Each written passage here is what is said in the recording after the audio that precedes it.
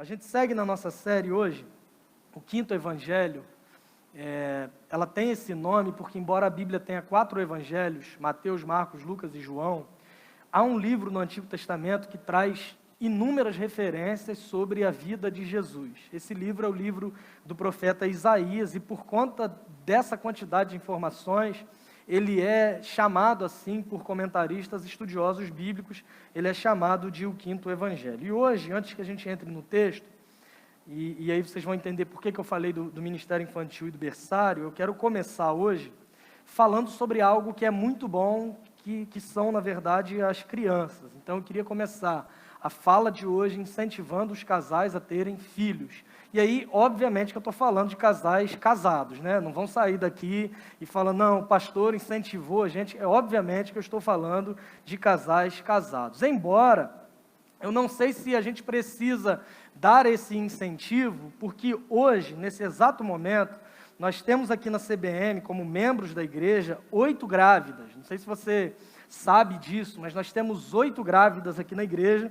Eu escrevi o nome de algumas durante a semana, enquanto eu preparava esse esboço, porque outras eram segredo, mas aí o tempo foi passando, foi revelando um aqui, revelando outro ali. Vocês sabem pelo menos aí de 7. Uma delas eu ainda não posso falar, mas em breve vocês saberão com toda certeza, só que eu já sei. É muito bom ser pastor.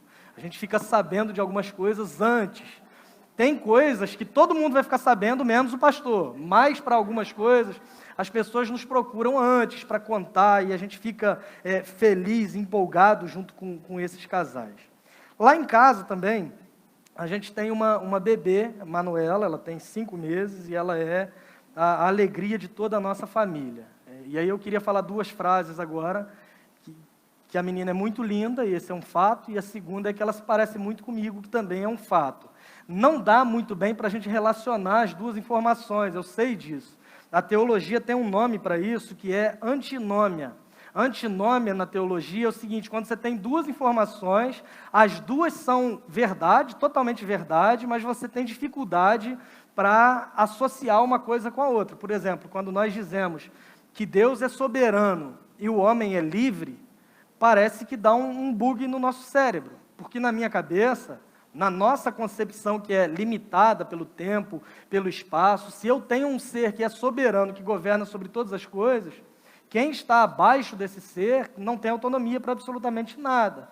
Mas a gente vai ver inúmeros exemplos na Bíblia nos dizendo que o homem ele é livre, ele é responsável, mas Deus ele é soberano e não deixa de ser. Por exemplo, se você pegar o livro do Êxodo, quando Deus levanta lá um homem chamado Noé, certo? Um homem chamado Moisés para liderar o seu povo, tirar o povo do Egito. Esse homem vai até Faraó e Deus começa a enviar pragas, e nesse relato você vai ver que Faraó ele era cobrado por Deus por não deixar o povo ir.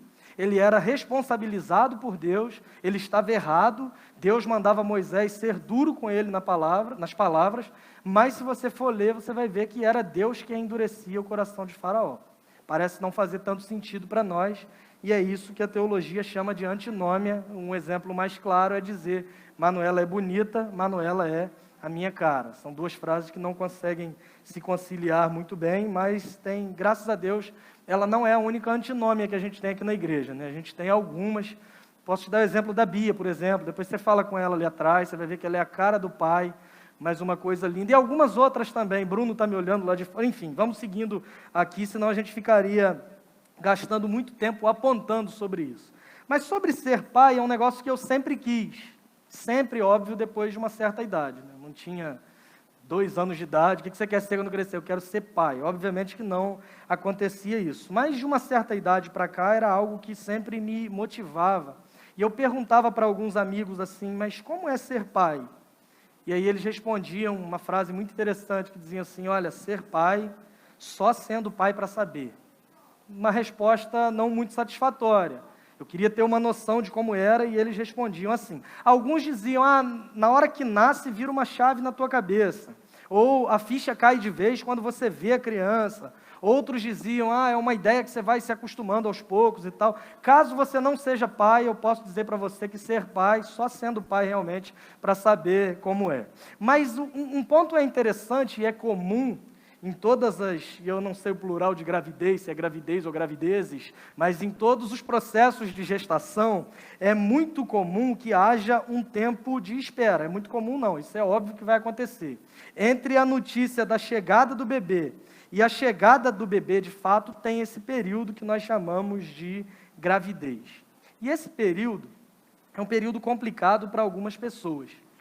Para mim, foi bem tranquilo lá em casa. Não tive tanta dificuldade, não passei mal, não tive enjoo, mudança de hormônio, nada disso. Foi um processo bem tranquilo. A única coisa que eu tive na gravidez foi ganho de peso, que isso também é natural acontecer nos processos de gravidez, a gente sabe muito bem disso. Mas, para algumas mulheres, nós homens, como somos mais fortes e mais resistentes à dor, a gente não tem tanto sofrimento na gravidez igual as mulheres têm, por exemplo. E algumas delas passam muito mal, sofrem, mudam os hormônios, aparecem alergias na pele e mais uma série de coisas. Fora um negócio que virou folclore, que é o desejo de comer coisas estranhas. E aí tinha uma crença no passado, e eu não sei se você já ouviu isso, que se uma mulher quer comer alguma coisa e não dão aquilo para ela comer, a criança nasce parecida com aquilo que ela queria comer e não deram. Já ouviram isso? Já ouviram? Ninguém nunca ouviu isso, só eu. Obrigado, gente. Isso me faz pensar, eu tenho a mente um pouco viajante às vezes, e eu vejo algumas pessoas na rua e eu fico pensando assim, o que será que a mãe dessa pessoa quis comer e não deram para ela nascer desse jeito? Mas enfim, esse período de gestação, por mais complicado e difícil que pareça, quando o bebê nasce, parece que todo esse período, todas essas dificuldades valeram a pena, porque você compara as dificuldades que teve nesse processo com a alegria da chegada de um bebê. A felicidade é tanta que a gente fica até meio desnorteado. A gente fica doido para a criança dormir, e aí depois que ela dorme, a gente quer acordar ela para brincar, e aí a gente acorda e brinca 2 minutos, já quer que a criança durma de novo. Mas um ponto que é central e que eu queria que você pensasse é exatamente esse, que o período da gestação, por mais difícil que ele seja, ele não se compara com a alegria da chegada de uma criança. O povo de Judá estava enfrentando um período muito complicado.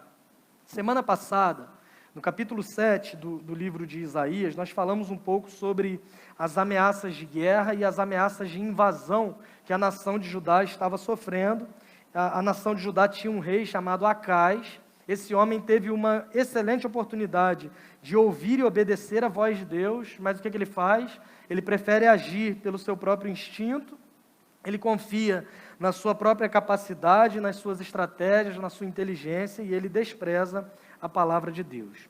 O final do capítulo 7, nós lemos na semana passada até o 14, até o 16, mas aí do 17 em diante, você vai perceber, tanto no fim do capítulo 7, quanto em todo o capítulo 8, como essa história vai se desenrolando. Quais são as consequências dessa atitude desse homem que era rei de Judá, chamado Acais? Basicamente, pelo fato dele ter desobedecido a palavra de Deus, Deus diz que a nação da Assíria, que era o reino mais poderoso da época, iria se levantar contra Judá. Esse era o cenário que eles enfrentavam. Ameaças de guerra, caos, trevas, escuridão, possibilidade de morte.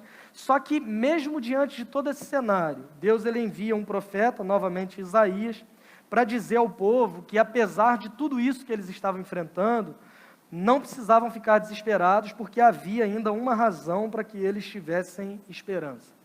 Eles estavam num cenário de caos, um cenário de ameaça de invasão do reino mais poderoso da época, e um profeta vai até eles dizendo, olha, não precisa se desesperar, porque apesar de tudo isso, vocês podem ter esperança, e essa esperança, ela virá através de uma criança, através do nascimento de um bebê. Vocês poderão ter as suas esperanças renovadas. Abra comigo, Isaías capítulo 9, a gente vai ler do verso 1 ao 7. O texto vai ser projetado na NVI, mas ainda assim, se você puder manter a sua Bíblia aberta, a gente vai caminhando por esses versos. Isaías capítulo 9, versos do 1 ao 7.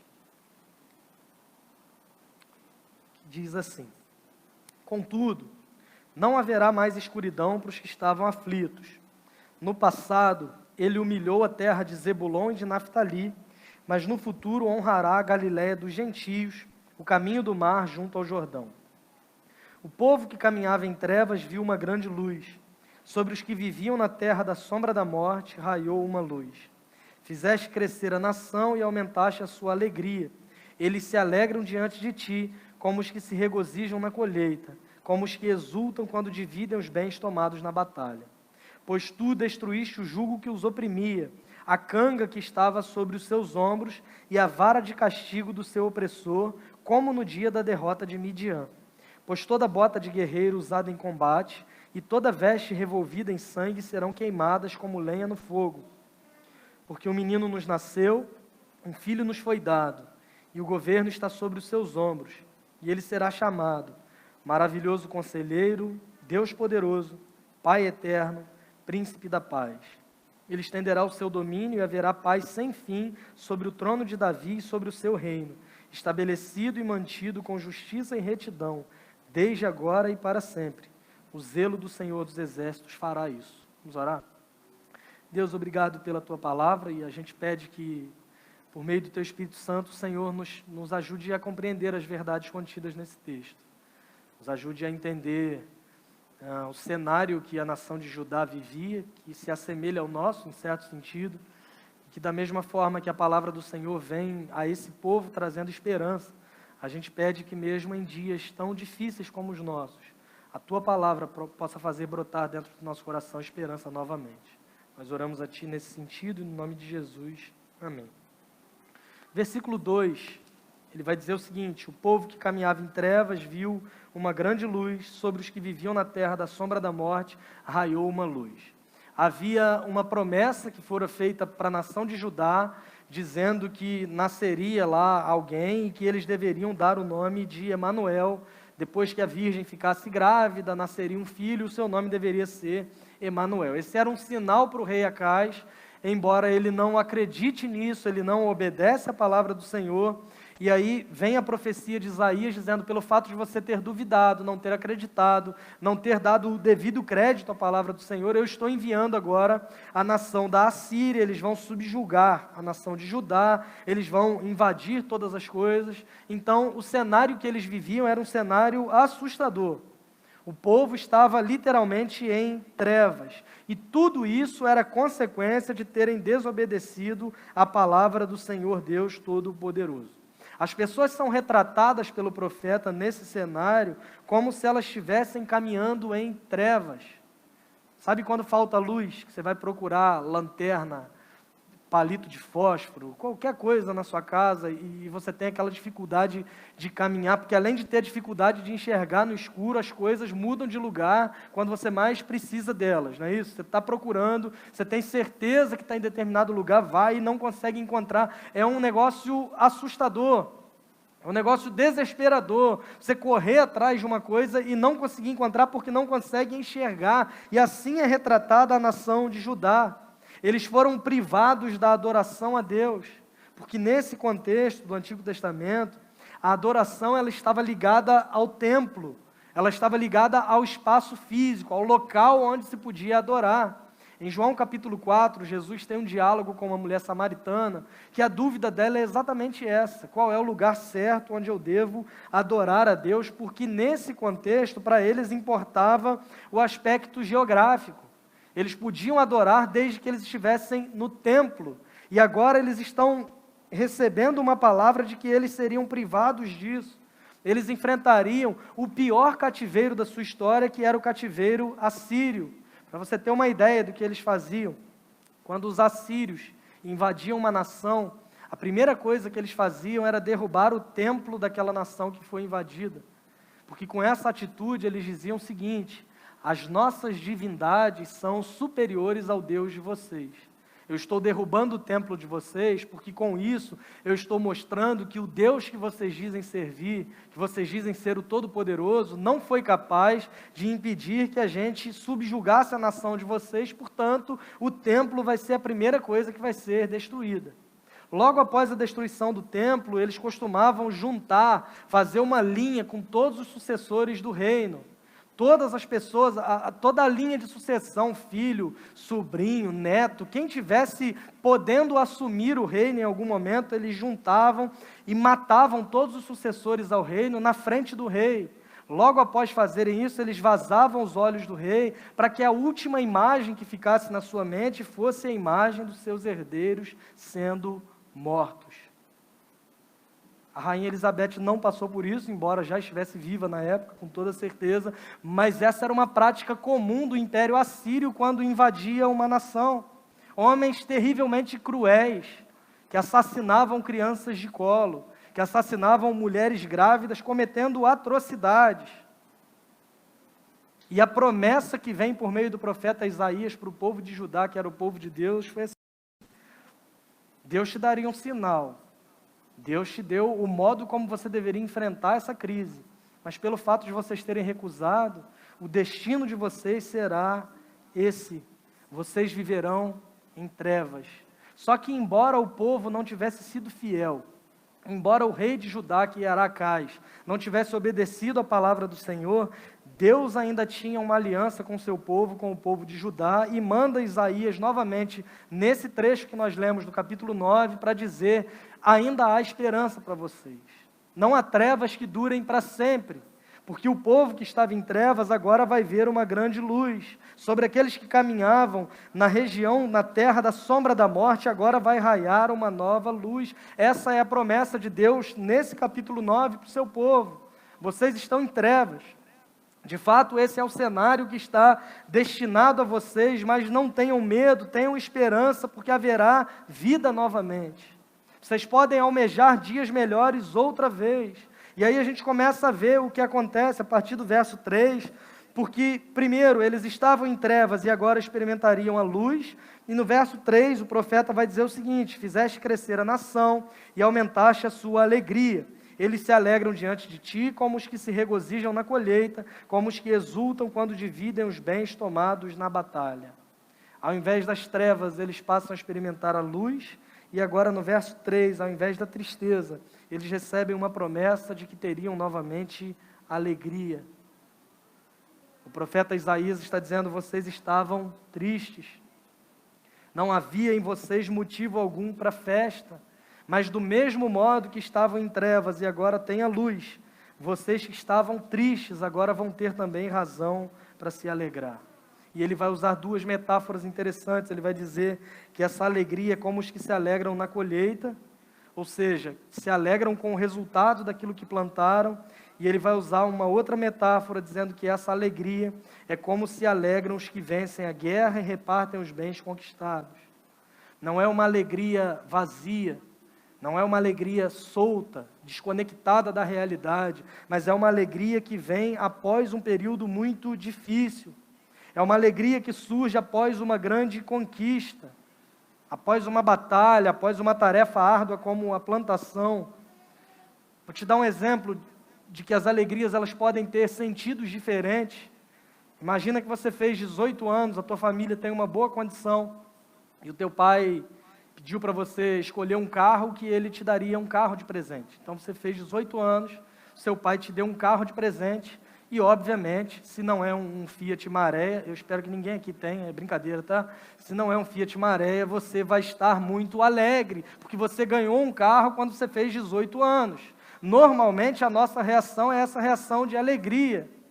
Agora tenta pensar que você fez 18 anos e é como a maioria de nós, e a tua família não teve condições de te dar um carro de imediato, mas você teve que trabalhar, que se esforçar, fez uma série de coisas, plantão, hora extra, uma série de coisas, se dedicou, abriu mão de algumas coisas que você gostaria de fazer, e de repente você consegue juntar dinheiro para comprar o seu carro.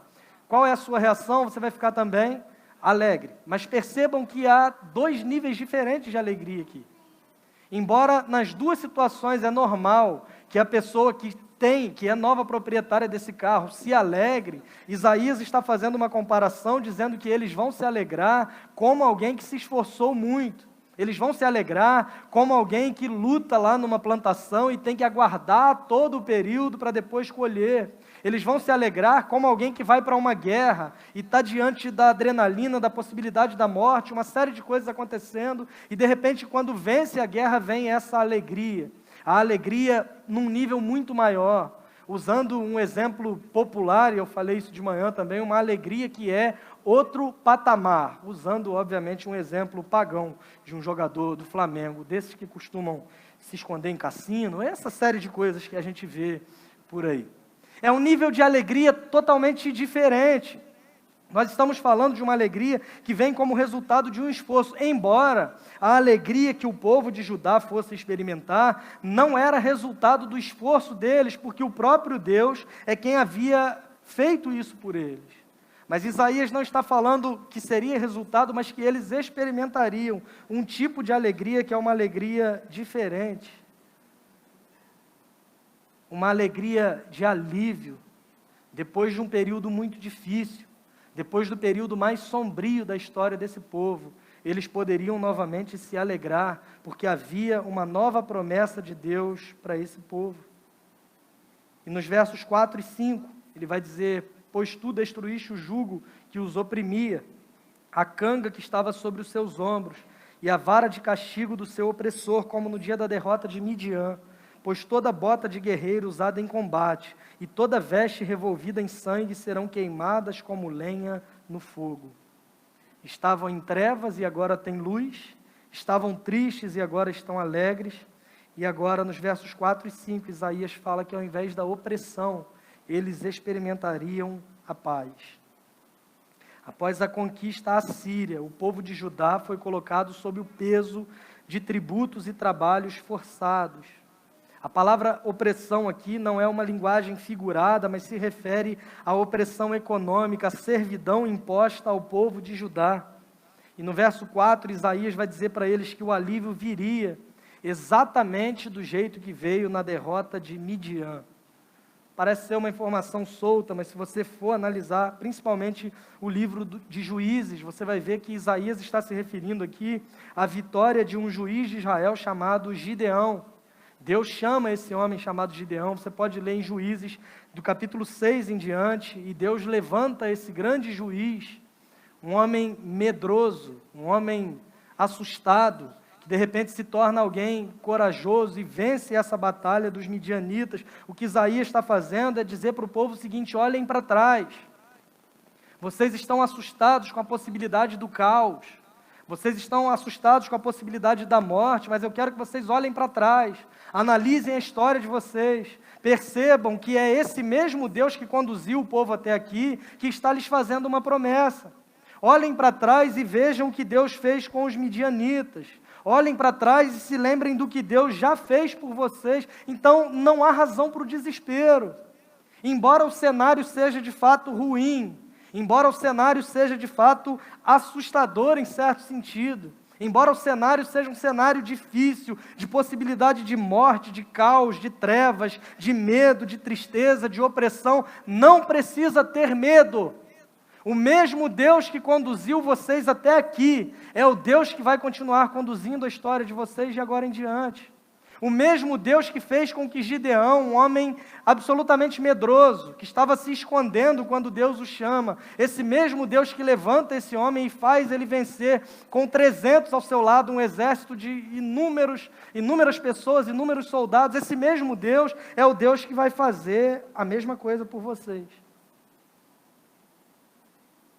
Às vezes nós nos assustamos com alguns cenários que se apresentam para nós. E a solução pode ser a mesma. Olhar para trás. Não no sentido de querer viver lá no passado. Não no sentido de olhar para trás, lamentando o cenário que a gente vive hoje e dizendo que lá era muito melhor, como o povo de Israel fazia no deserto. Não, mas olhar para trás se lembrando do que Deus já fez e crendo que o nosso Deus ele não muda. Que do mesmo modo que Ele nos conduziu até aqui, vai continuar acontecendo exatamente da mesma maneira. Ou seja, o mesmo Deus que trouxe alívio para vocês diante da opressão de um exército inimigo, Ele fará novamente.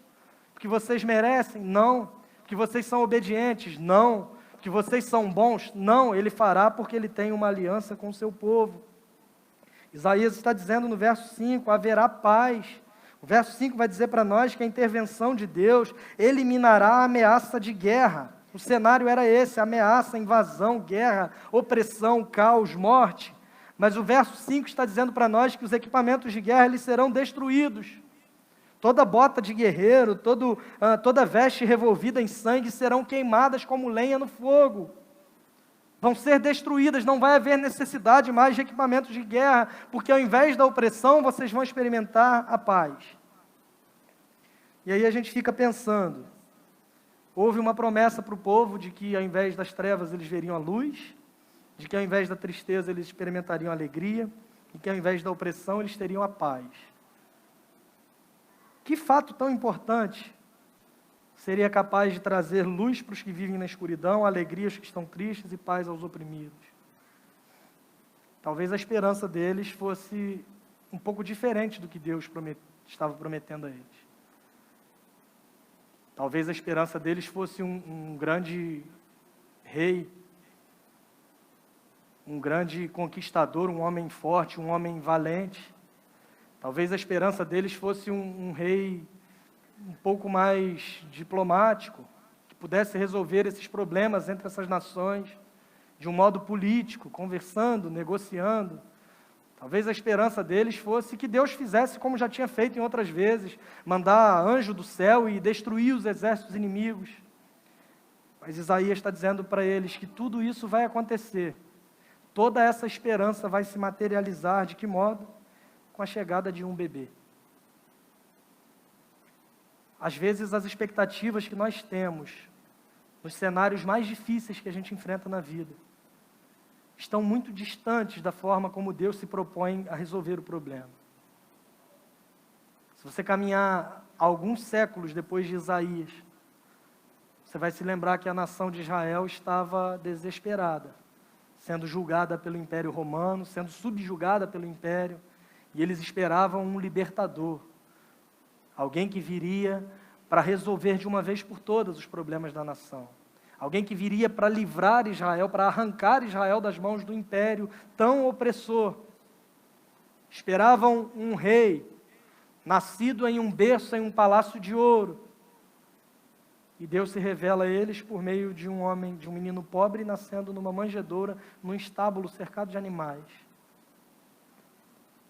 Eles esperavam que o auge da manifestação da glória de Deus em favor do povo fosse alguém destruindo de uma vez por todas as amarras do império. E Deus faz com que o auge da manifestação de Jesus seja a sua morte em uma cruz. E às vezes na nossa vida é assim. Apresentamos o cenário diante de Deus, oramos a Deus, mas nós queremos que Deus resolva as coisas do modo como nós queremos que Ele resolva. Ele está dizendo para esse povo, vocês vão ter luz depois de um período de trevas, alegria depois de tristeza, paz ao invés da opressão, mas isso vai ser muito simples, isso vai acontecer porque vai nascer um bebê. Vai chegar uma criança, não uma criança qualquer, mas nos versos 6 e 7, vai dizer que ele seria chamado de maravilhoso conselheiro, Deus poderoso, Pai eterno e príncipe da paz. Um bebê que estenderia o seu domínio e haveria paz sem fim sobre o trono de Davi e sobre o seu reino, que foi estabelecido e é mantido com justiça e retidão desde agora e para sempre, porque o zelo do Senhor dos Exércitos fará isso.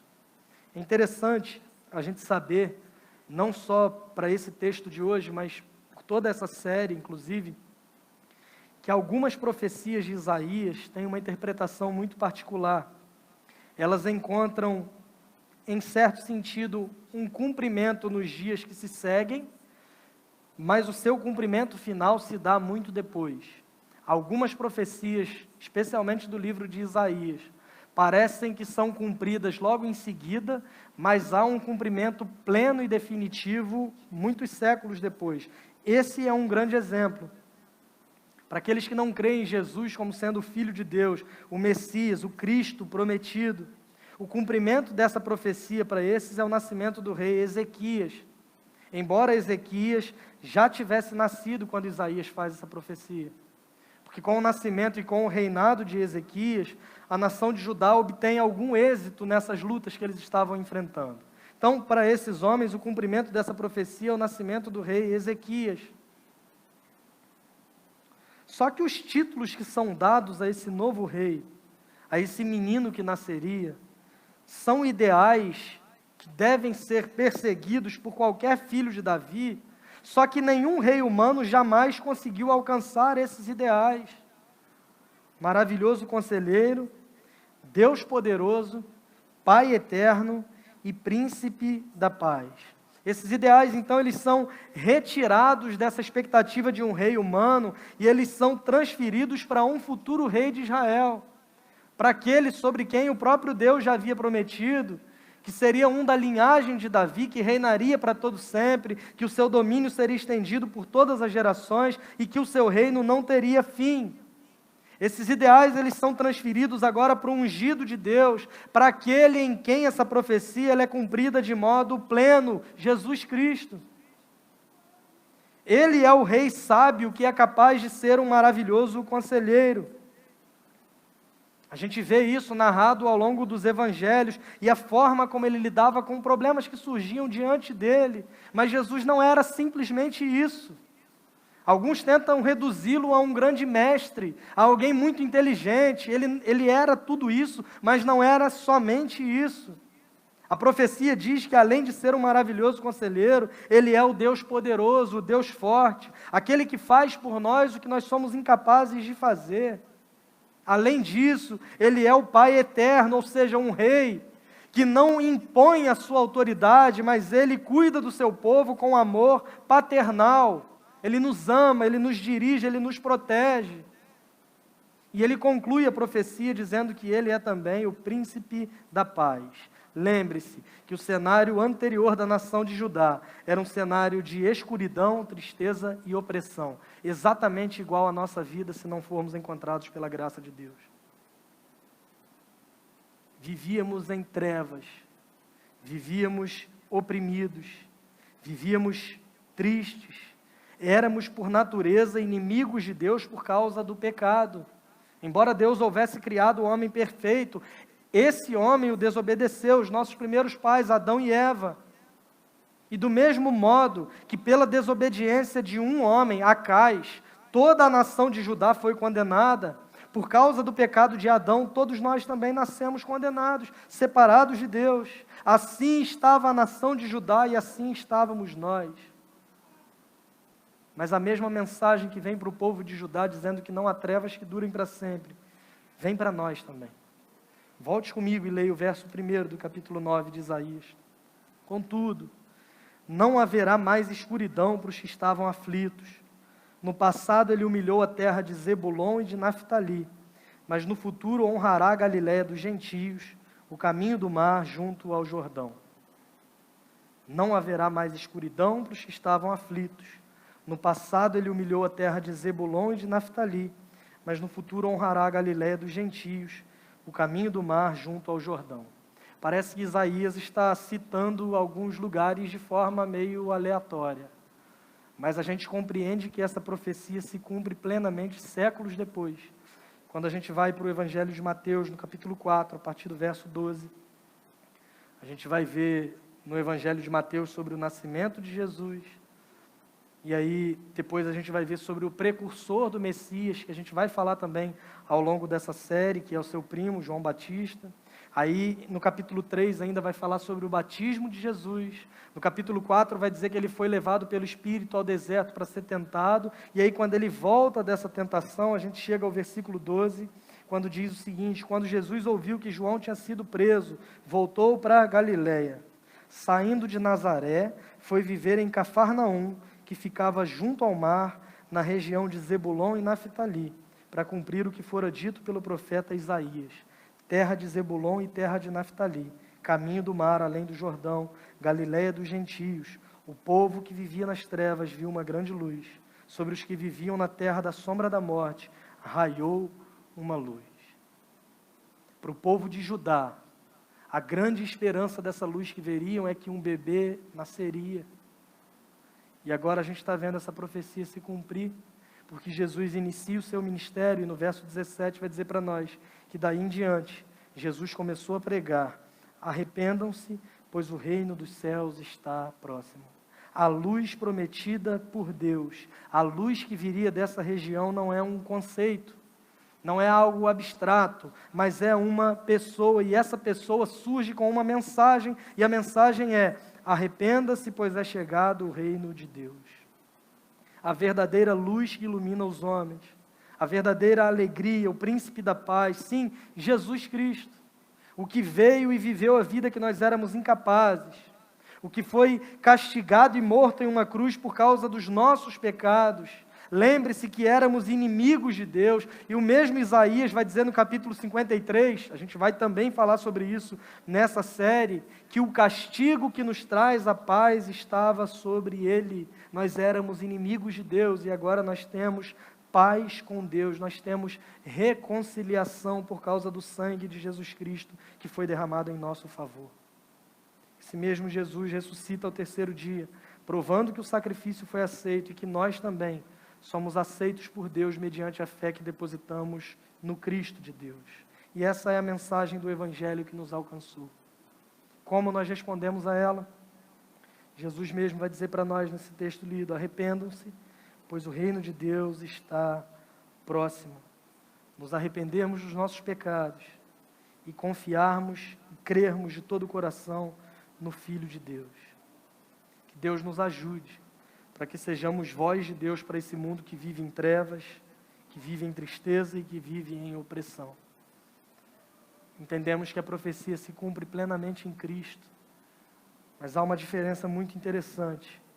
Isaías profetizava para a nação de Judá sobre uma luz de Deus que viria.